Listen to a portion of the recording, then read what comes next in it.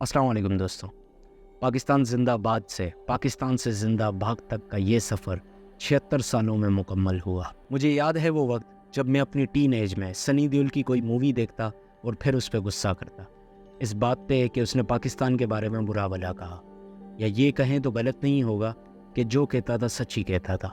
लेकिन अब जब मैंने गदर 2 का ट्रेलर देखा तो मुझे उस पर ज़रा भी गुस्सा नहीं आया, बल्कि मैंने अपने आप से कहा कि जो कह रहे सच ही तो कह रहे, हो गए हम ऐसे। पर कैसे हुए, ऐसा क्या हो गया? आज अपनी नज़र से पर्दा हटाएं और फ़लसफ़ी के इस एपिसोड में अब्दुल वहाब के साथ कुछ तल्ख हकीकतों पर नज़र डालें। यहाँ हर फील्ड में एक माफिया है। Transport mafia, tanker mafia, construction mafia, auto parts mafia, mobile market का माफिया, कंप्यूटर मार्केट का माफिया, मेडिसिन माफिया, सब्ज़ी का माफिया, चाय की होटल्स का माफिया, बिजली का माफिया, गैस का माफिया, पानी का माफिया, आटे का माफिया, चीनी का माफिया, चावल का माफिया, पार्किंग माफिया, भिखारियों का भी माफिया। ये तो अच्छा है ऑक्सीजन पे किसी का बस नहीं चलता, वरना हमारे यहाँ ऑक्सीजन माफिया भी एग्जिस्ट करता। कोई चीज़ खरीदने से लेकर कोई सर्विस लेने तक किसी एक पे भरोसा नहीं किया जा सकता। सब के सब चोर और झूठे हैं यहाँ पे। मैं अक्सरियत की बात कर रहा हूँ, लेकिन फिर भी हर बंदे को यही लगेगा कि इस अक्सरियत में वो नहीं है। ये वही लोग हैं जो रास्ते में चलते हुए साथ चलती हुई बाइक पे बैठी लेडी को कहेंगे दुपट्टा उठा लें वरना चेन में आ जाएगा, और समझेंगे हमने बड़ी नेकी का काम कर लिया, और घर जाकर यही बंदा गैस खींचने वाली मशीन लगाकर गैस चोरी करेगा अपने घर में। शरीफ सिर्फ वो है जिसे मौका नहीं मिला। अपने अपने हिस्से की चोरी और धांधली हर कोई कर रहा है यहाँ पे। इन्वेस्टर्स वो होते हैं जिनकी वजह से किसी भी मुल्क की इकॉनमी बूस्ट मारती है, पर हमारे यहाँ इन्वेस्टर्स को देखा गया तो सिर्फ प्लॉट्स और फ्लैट्स के अंदर इन्वेस्ट करते हुए। ये ना एग्रीकल्चर में इन्वेस्ट करते हैं, ना कोई ब्रांड लॉन्च करते हैं, जिसके साइड इफ़ेक्ट्स ये निकल के आते हैं कि लोगों को रोज़गार नहीं मिलता।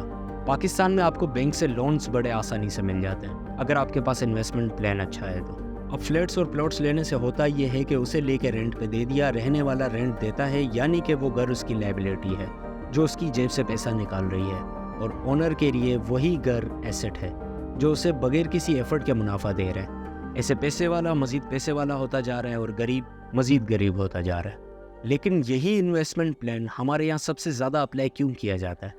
इसका सिंपल जवाब है, और जवाब ये है कि अक्सरियत कौम यहाँ पर हद हराम है। कौन इतना स्टाफ हैंडल करे, एक एक रुपए का हिसाब करे, दिमाग खपाए? इससे अच्छा एक प्लॉट लेके रेंट पे दे दो, घर बैठ के खाते रहेंगे। यही लोग अपने पैसे को इन्वेस्ट करने के बाद उसमें लॉस से बचने के लिए किसी भी हद तक चले जाते हैं। अक्सरियत सर, अक्सरियत की बात कर रहा हूँ मैं, आपकी बात नहीं कर रहा। यूथ ऐसे में क्या कर रही है? यूथ को या तो अच्छा और महंगा नौकर बनना है, या तो मुल्क से बाहर भागना है, या तो फिर उन्हें गवर्नमेंट जॉब्स चाहिए। और ये सब अगर ना बन सके तो फिर बनना है लाहौर दा पावा अख्तर लावा, पोयों ऑयल, मेरा दिल ये पुकारे आजा, या फिर 3-2-1 पिल्ले।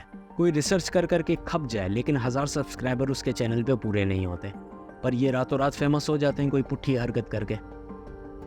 ये थोड़ा सा पर्सनल था। इस एग्जाम्पल में मैं सबसे पहले जुनैद अकरम और अबरार हसन को रखूँगा। जुनैद अकरम के 1 मिलियन सब्सक्राइबर मेरे ख्याल से अभी हाल ही में हुए हैं, जबकि मैं उसे 2015 से देखता हुआ आ रहा हूँ। और अबरार हसन को तब तक यहाँ इज्जत नहीं दी गई जब तक इंडिया ने उसे हीरो नहीं बना दिया। खैर, इसके अलावा यूथ को जिस तरीके से मिसयूज़ किया जा रहा है पॉलिटिकल पार्टीज़ की तरफ से, वो अपने आप में एक अफसोसनाक बात है। एजुकेशन सिस्टम के बारे में तो ना ही पूछें। स्कूल्स बच्चों के माँ बाप से सिर्फ पैसा कमाने के चक्कर में आए दिन इवेंट्स और एक्टिविटीज़ करवाए जा रहे हैं। ये मॉडर्न माँ बाप ये समझ रहे हैं कि हमारे बच्चे तो ऐसी स्कूल में पढ़ते हैं जहाँ मल्टीपल एक्टिविटीज़ करवाई जाती हैं, किसी पेंडू स्कूल में नहीं। पता है इन्हें भी नहीं कि ये अपने बच्चों को स्कूल भेज क्यों रहे हैं। एक दिन बैठ के उनसे एग्जाम ले लें पर्सनल में, पता चल जाएगा क्यों भेज रहे हैं स्कूल।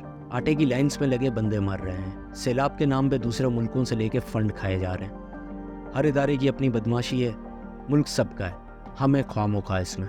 3 साल से दुनिया का 4th वर्स्ट पासपोर्ट हमारा है। 4 साल से दुनिया की 5th worst city for live in Karachi है। 2021 में 7 लाख से ज़्यादा, 2022 में 8 लाख से ज़्यादा, और 2023 के 3 मंथ्स तक 2 लाख से ज़्यादा लोग पाकिस्तान छोड़ के चले गए। हर बंदा 17 लाख का कर्जदार है। मैं ये सोच रहा हूँ जो चले गए उनके पैसे कौन देगा। मेरा दोस्त अली भी चला गया, मैं सोच रहा हूँ उसे कॉल करके कहूँ कि ये पैसे मांग रहे हैं, पैसे भेज दे, लेकिन वो भेजेगा नहीं क्योंकि मेरा दोस्त है। लेकिन इनका भरोसा भी नहीं है, क्या पता ये मुझसे पैसे मांग लें। कि इलेक्ट्रिक को कॉल करके कितने मंथ्स तक मैं उनसे लड़ता रहा कि स्टार कंज्यूमर कस्टमर हूँ, बिल भी कोई पेंडिंग नहीं है, तो फिर मेरे घर पे लाइट क्यों जा रही है? फिर पता चला कि मेरे इलाके के कुछ लोग हैं जो कुंडा मारते हैं, इस वजह से लोड शेडिंग होती है। लेकिन मैं किसे जाके पकड़ूं? हर कोई तो मोमिन है यहाँ पे, सारे नमाजी हैं, परहेजगार हैं, रोज़ेदार हैं। इतने नेक लोग तो मैंने और कहीं नहीं देखे। कभी कभी तो मुझे शक होता है कहीं मेरे ऑफिस जाने के बाद मेरे घर वाले तो कुंडा नहीं मार लेते। लेकिन फिर ख्याल आता है ये कॉकरोच नहीं मार सकते, ये कुंडा क्या मारेंगे? 40 करोड़ का झंडा बना दिया भाई इंडिपेंडेंस डे पे। मैं ये सोच रहा हूँ कि अब उस झंडे का मैं करूँ क्या। MG मोटर्स ने प्रोडक्शन रोक दी, सैमसंग यहाँ असेंबलिंग करने आया, वो भी परेशान हो गया। कई कंपनीज ने अपनी सेल्स की टीम ही फारिग कर दी। इंपोर्ट टैक्स इतना है कि सुजुकी 4 बार अपने पार्ट्स रोक चुकी है। होंडा सिर्फ इसलिए बैठी है क्योंकि लोगों के अरबों खरबों इस मार्केट में फंसे हुए हैं। हद तो तब हो गई जब मुझे पता चला कि दुनिया में most beautiful capital city in a world में इस्लामाबाद दूसरे नंबर पे। ये एक अलग बात है कि इस्लामाबाद मेरी फेवरेट सिटी है। हाँ, पाकिस्तान के बाकी सारे शहरों से ये सबसे बेहतरीन शहर है रहने के लिए। पर पेरिस, बर्लिन, रोम, वॉशिंगटन ये सब इस्लामाबाद के बाद आते हैं। ये बात हजम नहीं हो सकती। चाहे नेचुरल ब्यूटी की बात करें या आर्टिफिशियल डेवलपमेंट की, ये कंट्रीज़ और ये सिटीज़ हर लिहाज से हमसे ज़्यादा ही बेहतर है। हमेशा से इसी तरह हमें नंबर 1 और नंबर 2 बोल के बेवकूफ़ बनाया गया, जबकि हकीकत ये है कि हम किसी भी लिहाज से टॉप 100 में होना भी डिज़र्व नहीं करते। और ये ताने ना मारे जाएं कि मुल्क के बुरे हालातों में हम जैसे लोगों ने मुल्क के ख़िलाफ़ बोलना शुरू कर दिया। पहले एज नहीं थी, नादान थे, छोटे थे और सब कुछ इतना क्लियरली एक्सपोज नहीं हुआ था। लेकिन अब ये बात समझ आ गई है कि ये वो एक तरफा इश्क है जिसने पहले भी दिल तोड़ा है और ये आगे जाके भी दिल ही तोड़ेगा। लेकिन हकीकत ये भी है कि है प्यार कहीं ना कहीं थोड़ा बहुत है। आज भी बाबर आजम के सेंचुरी मारने पे उतनी ही खुशी होती है, लेकिन फिर याद आ जाता है कि पेट्रोल 290 रुपये लीटर हो गया। इस तरह के टॉपिक पे बात स्क्रिप्ट के साथ हो ही नहीं सकती। स्क्रिप्ट लिखने बैठा था मैं, थोड़ा बहुत लिखा भी, लेकिन फिर खुद ही उदास हो गया। तो फिर जो दिल में आया वो लिख दिया और ऐसे ही आप तक पहुंचा दिया। हर बंदे के पास अपना जवाब है, जिसके दिल में जो आ रहा है वो वही कर रहा है। तो ऐसे में आम लोगों के पास एक ही तरह का ऑप्शन रह जाता है कि अब जिसकी जितनी औकात है वो वहाँ भाग जाए। लेकिन कब तक और कितने लोग जाएंगे? जो भाग सकेंगे वो भाग जाएंगे, बाकी सब तो यहीं रह जाएंगे। लेकिन एंड में कुछ सीरियस पैगाम मैं उन लोगों तक पहुँचा दूँ जो इस मुल्क को चला रहे हैं।